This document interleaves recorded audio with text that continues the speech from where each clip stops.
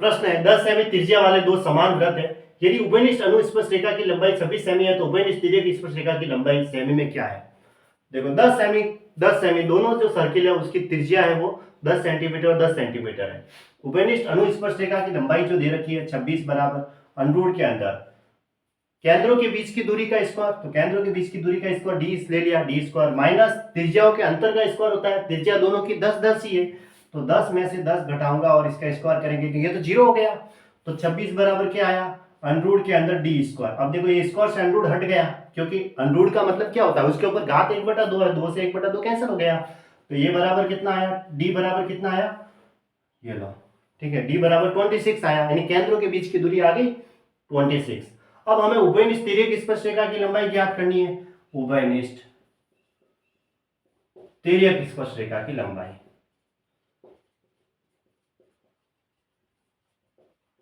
बराबर क्या होगी अंडरूट के अंदर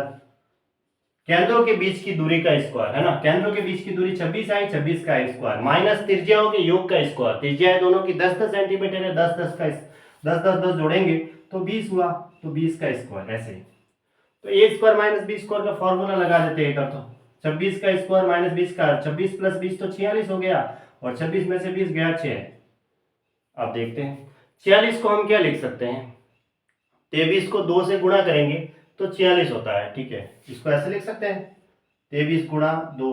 और 6 को मैं 2 गुणा 3 लिख देता हूँ, ठीक है।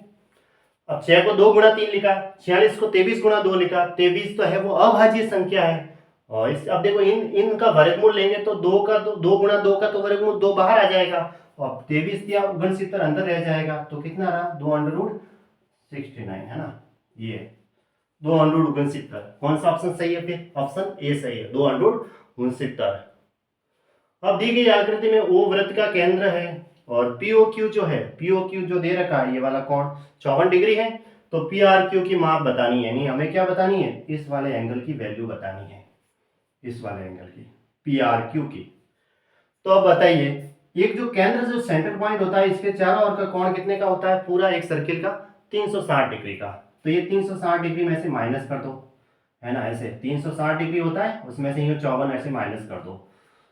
तो 35 में से 5 गया तो 30 यानी 306 डिग्री, ठीक है, नॉर्मली ऐसे कर भी सकते हैं, नहीं तो 306 डिग्री ये वाला कोण आया पूरा, है ना। अब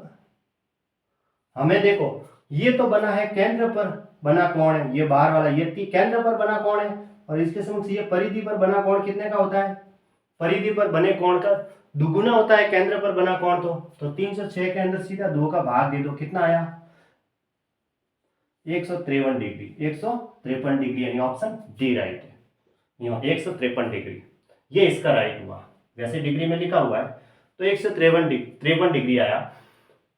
ये वाला कोण कितने का आया, 360 में से 54 डिग्री माइनस किया तो 306 डिग्री आया, 306 डिग्री ये वाला कोण आ गया है, तो ये तो केंद्र पर बना कोण है। अब देखो इसकी परिधि पर बना कोण का